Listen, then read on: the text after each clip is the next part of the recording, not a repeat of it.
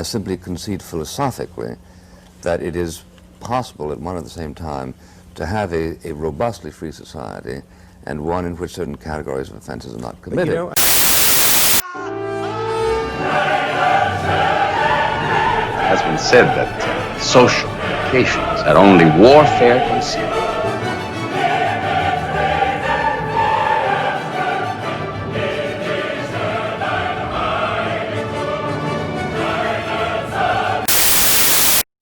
So my final questions to you was, so you came through all of this, you did this, you started Hellenic Christian movement. Why did you choose porn as your I don't even know how to describe this. It's almost like it's your thesis of your thesis statement of what's wrong with the world. No. Believe me, I could come up with a lot of better things, but what was it? There had to be something that made you go, I'm not sure about this. Yeah, very long story. Let's see. Well, so my philosophy degree took a lot of interest in the metaphysics of gender. I started to notice like the controversial issues of abortion, gay marriage, pornography, sex work, and all this stuff were very controversial Christian subjects. But I started to see that Christians are really quite naive in this area. You just see those usual just bash over the head kind of arguments that take place. And they're not really good arguments. There's no truth being depicted here. So I decided to dive a little bit deeper. So I had some intellectual developments in that area. It took place in quarantine is when I got a new fire to really approach it. I read David Foster Wallace. He wrote a book called Consider the Lobster and Other Essays. And in it, he has an essay called Big Red Sun, which was his review of the 1998 Adult Video News Awards. Yeah, where he talks about Steve Holmes, who's the bat-shittiest crazy human being I've ever met my entire life. But yeah, go ahead. I'm seeing. I literally sat right next to him at a dinner once, and yeah. Okay, keep going. I'm gonna put a pin on that because I want to hear that story. So just a moment. But I got halfway through that essay and literally broke down crying because the principles that he touched on, it described everything. I don't know. It just hit me in such a way. I started crying. That was a number of different reasons. And then I read another book by Chris. Essay and having Go ahead. Yeah, no, keep going. Yeah. Keep going. I was just going to say, so I also read Chris Hedges' book, The Empire of Illusion, and he has a chapter in there called The Illusion of Love, which is about his criticism of pornography. That also made me cry because he started talking about, what I noticed with both of these men is that they were researching the materials for these essays by actually watching adult films. And as a philosopher, I'm thinking like, okay, they're doing this for like journalistic objective interest. They're actually trying to see what's going on in screen. So when they describe it in their essays in a detached, kind of unemotional kind of way, and I don't know, in a sense, I saw what the problem was in a sense. And so for me, I wanted to scratch that a little bit more. So I started having conversations with this other philosopher who I sent you, I think, a link to it early on when we met. And we've been going back and forth, and he's been challenging me to look more into why pornography is essentially wrong. And that's kind of what I'm curious to look into. Yeah. Which I do understand. And having read both of the things that you said, I don't necessarily agree that they were looking at it. I think they were looking at it from a purient point. I think they were, and I think they have the same situation that happens to many people, is at the end of it, they hated themselves for watching it. But having discussed many of the things that were said in those things with people in the industry, and having been outside and both inside of the industry, I can tell you this. His discussions of the AVN Awards from 1998 were a very small microcosm of a grand thing that he just totally ignored. He just totally ignored it. He basically focused on, and this is 1998, where he was talking about, I think, one woman having sex with 50 men or some crazy number, like it was some ridiculous number like that, which is so small and infinitesimal in the adult entertainment industry at that point that it was almost comical that he brought it out. And then if you read it, I wasn't, to this moment, I'm still not sure if he was talking about the person had sex with 50 men at once or over the course of her career. Oh, no. So this, if I think you're referring to the correct one, this is Chris Hedges' book. He mentioned that one woman had sex with up to 65 men. in one scene. In one scene, right? Which basically is Book of World Records stat thing, you know? But there's some people in the industry that do things like that, and they talked about it. They want to do those because they want to complete a record. But you know, we're not talking about like literally massive amount of sex. We're talking about like one guy sticks it in and moves out. Right. It's a joke almost at this point. And you know, and those things happen. I mean, it's the same. It's in the same vein as the moron who eats 200 hot dogs and Coney Island on July 4th every year. You know, right. But it's not a representation. It's the allegorical. It's the anecdotal. It's not a representation of the industry. Which, you know, it's hard to sit here and defend it because I understand what people's problems are with it, but I just don't see it as the societal breakdown that everybody talks about because it's been around for as long as it's been around. I mean, if society was going to break down, it would have broken down 500 years ago when this shit existed. So, and I read it, and I you know, I read the thing about Steve Holmes talking about how he believed that pornography was an art form. I mean, you and I had this conversation. I mean, I guess if television is an art form and violent movies are an art form and video games are an art form, porn is an art form. Is it high art? Is it, you know, cultural art? No, but I guess it's some form of art. There is some kind of, you know, there's production value to it, mimicry, as you had said. But having met Steve, I'm not surprised he said that. He's a character and a half. But you know, there's a guy who truly loves his job. You know, God bless him.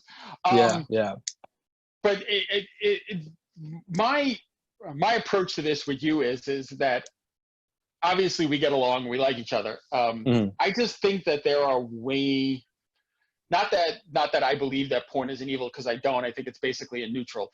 But there are way more things going on in the world that are way more damaging than adult films ever will be. And if the worst thing that happens is somebody watches an adult film, jerks off a little bit and feels a little guilty afterwards, or enjoys themselves and wants to watch a second movie, who cares? And there are many situations where, and I know my wife has received these, you know, where there are spouses that get pissed off because their husbands are doing things, but then you find out later on that they had way worse problems in their marriage, and this was just, or there are situations where, you know, guys have said that, you know, they were on the road, they were lonely, and instead of going down to the bar and picking up a girl and, you know, doing something outside of their marriage, they turned on a film, watched it, got off, realized, hey, you know, I shouldn't do something stupid, and moved on.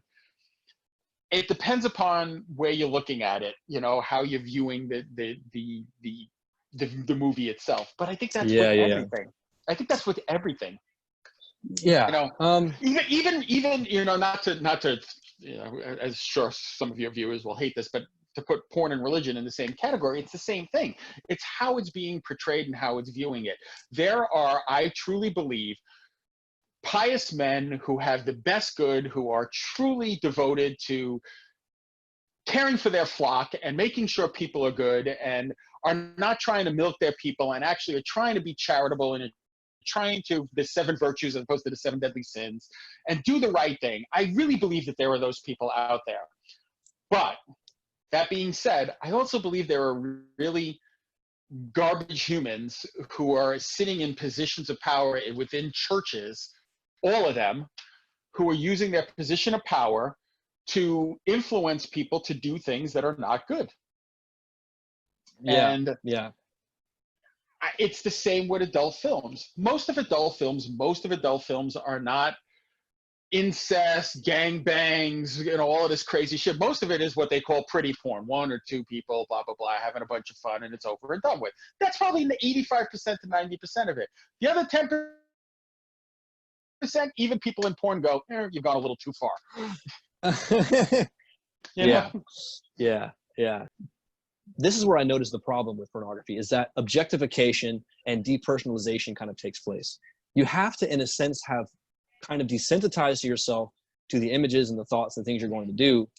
And you have to reduce the person to mere acts, to mere things that can be performed by, you know, this person or what have you. And that's what I think is essentially wrong with porn, because there's 2 distinctions in the metaphysics of persons. Okay, long story short, because in the porn debate, we can talk about ethics, right? We can talk about what ought persons to do. But my fundamental question is, what are persons? And the two attitudes that really take place in the porn debate is one of personalism, what John Paul II talked about in his book, Love and Responsibility. Essentially, it's treating a person as an ends in themselves. There is no other, they're not a means to some higher end of you getting pleasure, for example.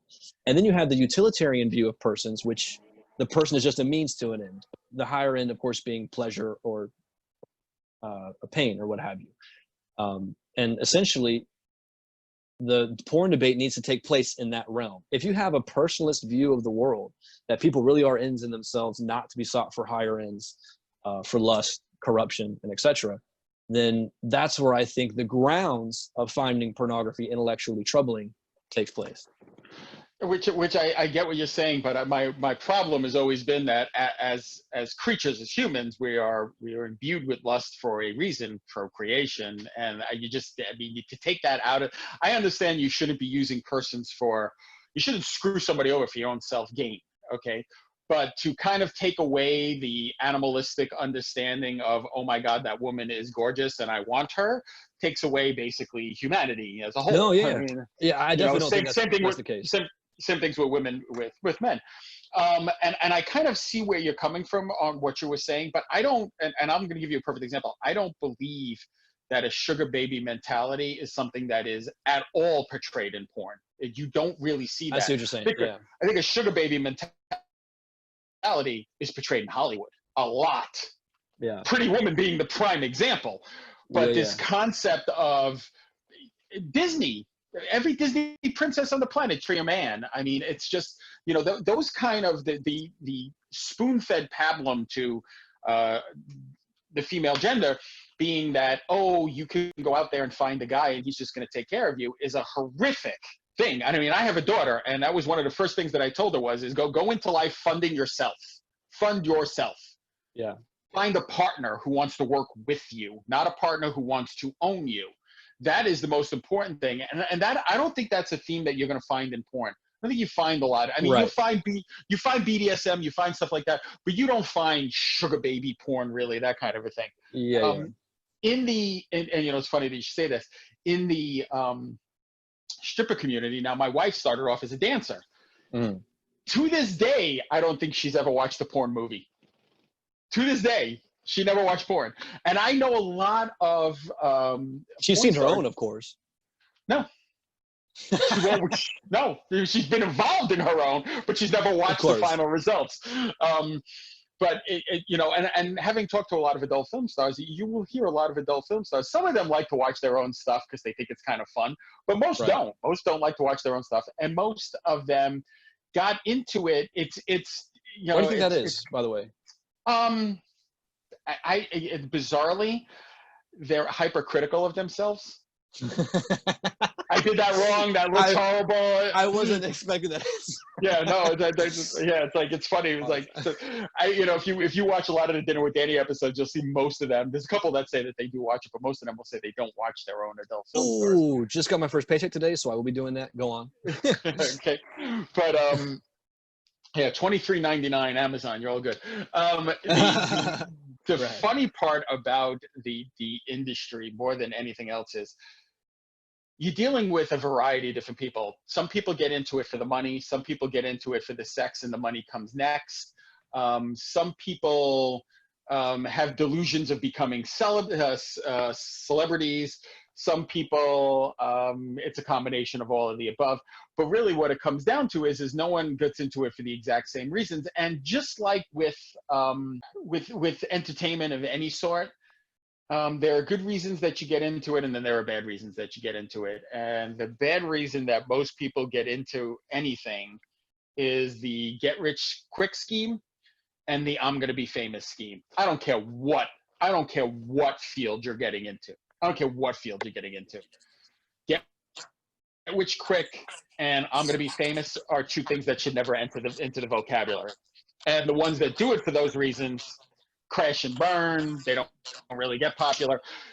we're putting up the Riley Reid episode tomorrow. When you see the Riley Reid episode, you're going to hear her go, yeah, I never expected to be popular. I never expected to be as big as I was. She said, if I knew that I was going to be this big, I might not have actually done this. She goes, I thought it was just going to be this fun thing. I liked having sex. It would be good. I'd get a paycheck. She goes, I never thought it. So then she goes on to say, but now, because she's a very skinny girl, tiny with small chest, and is kind of like, you know, bang cut girl, that she says that she gets a lot of messages from girls who are her body type who say, oh, it's nice to know you don't have to be big boobed or big butt, or you have to be this overly to be sexy.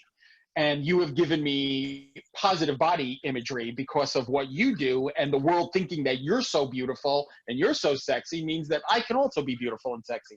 So, you know, 6 of one, half dozen of the other, you know, and I get where you're coming from, and I understand the situation.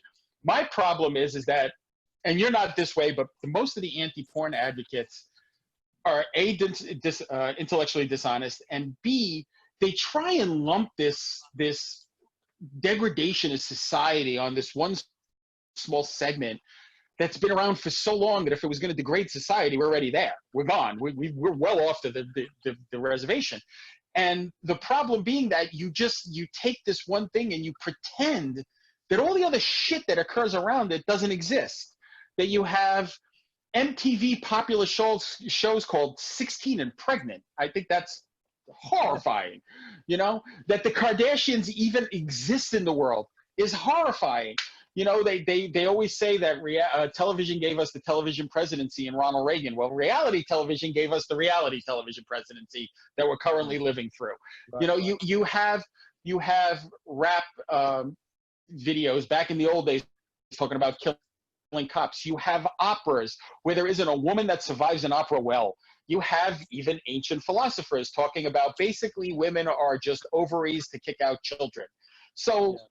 How do you sit there and go, oh my God, porn objectifies women, and pretend that nothing else does? I mean, but I think it doesn't.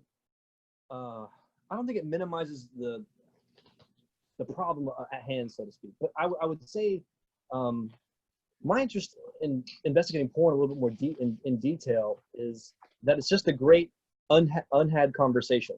It's just something that no one talks about, and when they do, they just get angry, and no real substantive arguments are offered. Yeah. So I think if pornography is wrong, which there's that intuitive argument that what I'm looking at is a bad thing, is there any truth to that feeling, right? And so I think the objectification point needs to be elaborated on a little bit better, because I don't want to just take the argument that pornography is dirt or pornography is smut. The argument isn't so much, hey, look at this. Yeah. Don't you agree that it's bad? If it's just that, then there's no point in us having this conversation, you know. Right. So you know, it's funny too, because if you talk to the women inside of porn, they don't feel objectified at all. And that's the thing. They feel empowered. They actually feel empowered. That's why the porn critique needs to change, because that common narrative that porn, you know, it ruins women's lives and stuff like that. That's not the case everywhere you go. No, and actually it's bizarrely, in terms of the entertainment world, there were way more ruined lives in most other forms of entertainment than in porn. It's just that porn is what people expect. My wife, I couldn't tell you the number of times people are like, oh my God, you must have had a horrible childhood, or you must have had to do drugs, or none of those things are actually true. Most girls in the industry, none of those things are actually true. They're not all drug addicts. They're not slaves to the industry. They can walk out the door anytime they want. This is a corporate environment. None of the shit that you expect exists. These are all, you know, crap that happened in the 60s. So, you know, what's interesting is that Paul Vitz, who's a psychologist, he wrote a book in the early 2000s called The Psychology of Atheism, where he talks about all the major atheists in the history of Western philosophy: David Hume, Sigmund Freud, Karl Marx, Friedrich Nietzsche. They all had bad relationships with their father. And so he kind of talks about this complex where if there's a deficiency in the parental relationship, it doesn't necessarily have to be son to mother or daughter to father. It just has to do with the parental complex that can damage or reflect one's emotional or spiritual life in the future. I'm curious what you think about that. You know, it's funny, and we can go back to instead of having the porn conversation, the conversation I think you should have is shitty parents. Because I think that if you go back to all of the disasters that we have, I am one of the very few people that I know directly, with the exception of a small handful, that grew up with two parents who loved and took care of them, who sacrificed to make sure that all three of us can go to college. My middle brother's the trauma doctor. My younger brother is works in the entertainment industry. He does computer programming and stuff. I've obviously done well. They were broke. My dad was trying to go to college while he took care of us. We never knew we were broke because they never let us know we were broke.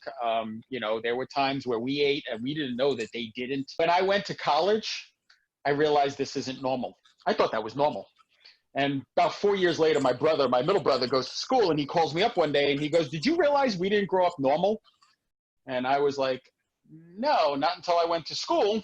And I started seeing that most people had to pay for their own college. Most people had parents that really didn't give a shit about them. Most people had parents that were divorced and were using the children as weapons against each other. Most people, this is where the problem is. This is where the problem is. And it isn't even that divorce is the problem. Two people who hate each other do not belong to be married, and children should not be brought up in a household that is loveless because they will think that that's a norm. However, parents do need to realize they gave birth to a child, and they have to figure out how to deal with their problems without hurting their kids. Yeah. That's the fundamental disaster that we're living with in America now. We have created a society that basically breeds irresponsible parents. They don't know what the kids are doing. They don't know what the kids are watching. They don't know what the kids are getting into. They don't know what drugs the kids are taking, who they're hanging out with. They don't give a shit. They have two kids. We're at the point in time where they can function in front of a television. They wash their hands and they move on. Yeah. And porn isn't the problem, and MTV isn't the problem, and Donald Trump isn't the problem. Shitty parents are the problem. Yeah. And at some point in time, when people start holding parents accountable for the children that they raise, we'd be better off. But that ain't happening anytime soon, because that would require the parents to actually admit they're assholes. Yeah, yeah. I mean, I would agree with like a holistic kind of view where it's, because I see what you're saying. It's interesting that a lot of Catholic responses to anti-porn arguments are really looking to the societal errors that pornography has brought. But I think it's a number of different things, right? It has to do with the kind of entertainment that we consume, how parents educate their young, and stuff like that. But I'm curious how you might comment on this too. So David Wallace, in his essay Big Red Sun, he mentions this police officer who had approached a director of some kind. I forget the nature of the story, but anyway, they were talking about why this officer loves hardcore pornography. And he says the one thing that really gets him is there'll be a point in the climax of the scene where there'll be a close-up on the woman's face. And for a moment, he'll get a glimpse into the reality of what's more than just the act itself. There's that sense of intimacy that he gets from viewing the film. And then I remember reading that and putting myself in the perspective of the father of that young woman. And I don't know, I'm 25 years old and I have this old man kind of thought where, this woman has a father, or this woman has a context where, Yeah, I mean, listen, I think about that when, I have a daughter, and obviously my wife was in the industry. I mean, I get it. I have a T-shirt that says 10 rules for dating my daughter. And rule number 10 is whatever you do to her, I'm going to do to you. So, but then I take the broader perspective of that. Where in society, seriously, where in society aren't humans, men and women, sexualized? I don't, sex sells. There's a reason why that, and it's not even that sex sells because that's just bullshit. It's that emotion, because it is the most powerful of emotions, lust, desire, want, that gets people to buy and do shit. And again, you had a Super Bowl show that had two Hispanic women in their 40s looking great, and the fucking world went batshit crazy. The year before, you had a good-looking guy take his shirt off, and every mother in America was drooling. How are they different? How are they different? because we're allowing them to be different. Instead of, if you know what, if J-Lo and, why can't I think of her name, are bad for shaking their asses, then Adam Levine was bad for taking his shirt off. Right.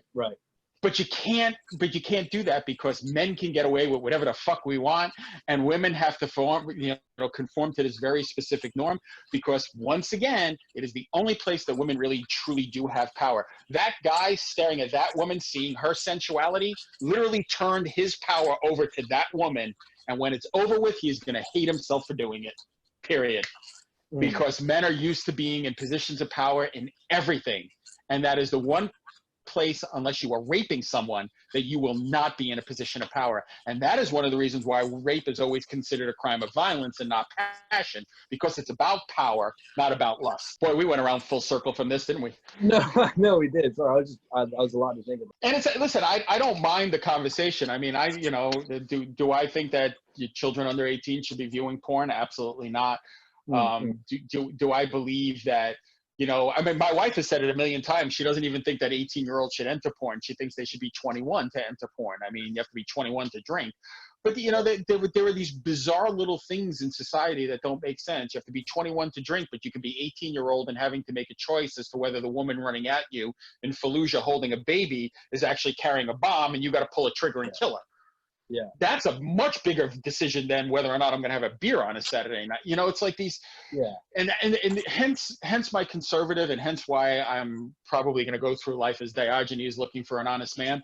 But, it's this look at how do you sit here and come up with these things and pretend that they aren't running congruous? How do you say, I literally have dear friends whose son went to the Gulf War I, got sent to Fallujah, was an advanced scout. His ass was on the line 24/7, 365. Comes home, gets married, and cannot have a legal drink at his wedding because he was only 20 years old. How is that even fucking possible? How do you sit here and say that you have the ability to murder somebody, to make that choice, to have to make it quickly, because if you don't, you may kill your entire squad of people, and if you do, you may kill a woman with a baby. You have that ability at 18 years old to pull that trigger, but you don't have the ability to choose whether to drink a beer? And if you're telling me that that's two different things, you're insane. You're insane. Yeah. If you're saying that they don't have the ability to figure out what DWI laws are, then they shouldn't be carrying a gun. Yeah.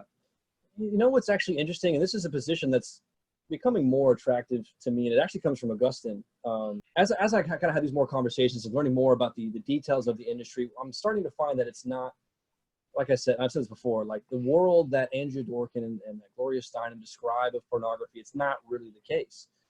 And so there's a view in Augustine where he says that in the city of man, the civitas mundi, and in the city of God, the civitas Dei, that really there are certain provisions that take place in the world of man that should just be kind of left there. So for example, with certain vices of prostitution, even like with sugar dates, he argues for a view that, yeah, maybe the state should just be involved with these things so that they're regulated, people are kept safe, such that to prohibit them completely would actually bring about more harm or destruction and stuff like that. The true libertarian thing, that drugs should be legal, which in certain instances, perfect example is the adult film industry. Ever since they had that federal regulation that they have to be tested every 2 weeks, and that if anybody does fail a test, the entire system shuts down and there are problems. There has been no, I think in the last decade, I want to say, since they instituted this system of 2-week testing, there has been no active transmission of HIV on a set in adult films, period. Doesn't happen. Wow. Because of that, because it is regulated, because they are tested, because they have to have their blood drawn every 2 weeks, because they're tested for a battery of things, from syphilis to whatever, that they are, and that's why most adult film stars are the biggest advocates of using condoms that you will find. One of the reasons why you don't see a lot of sexually transmitted diseases in Nevada, because they have legalized brothels and they have to be tested. They have to be checked out. They have to be done, Same thing with alcohol. It's like, at some point in time, you have rules and regulations that stop people from doing shit, or at least supposedly, that cause a problem, but that, you know, so maybe it is the case. In certain instances of drugs, you know, I mean, I'm not, bizarrely, I am against the legalization of drugs in all shapes and forms. I am too, but I'm pro marijuana. I don't know if I told you. Yeah, see, I'm not pro marijuana either. I think it's a gateway drug, but but that being said, I kind of understand it. I understand the marijuana argument. I've just, having grown up in the society in the 80s, in the drug culture 80s, saw it do more damage than it did good. Let's put it that way. Okay. And have noticed that many of the people that I knew that were big and still are big, you know, drug addicts, or not even drug addicts, they just smoke weed a lot. Their ambition level, I wouldn't say, is at the highest level. I got you know what I mean? But that being said, you know, it's like there's parts of me that wonder what you can and can't regulate, and there's, you know, everybody has a way to justify something. Yeah, this is what I was going to mention in my last video until I totally forgot it and we just moved on. But it came back to me because Mortimer Adler interestingly talked about, so the state should not regulate matters of morality as it comes to, like, you know, strict socialists and stuff like that. That should be left solely up to churches, social institutions, stuff like that. The state has no business. Interestingly, Adler argues about matters of pornography, you know, sexual purity and public virtue and stuff like that. Virtue has to be attained in these social institutions, such as churches, in the homes, and stuff like that. I thought that was an interesting constitutional kind of point. I don't disagree with him. I have said over and over again that I don't believe that government should recognize marriage, that it should recognize the contract, that if a man and a woman choose to get married legally, that they do have certain specific rights that are based upon the contract of marriage, Social Security and whatnot, but that there should be no difference between from a couple that is married and a couple that is unmarried. There should be no married category on taxes. Everybody should pay taxes the same way, and we should all be treated the same way. And government does not belong in marriage at all. It is a religious institution, and if you believe in the First Amendment, it does not belong in government's purview. However, because it is a contract, and you are getting contractually married and contractually agreeing to, the government needs to recognize that contract for the purposes of death benefits, Social Security, disability, things that are necessary within the government context.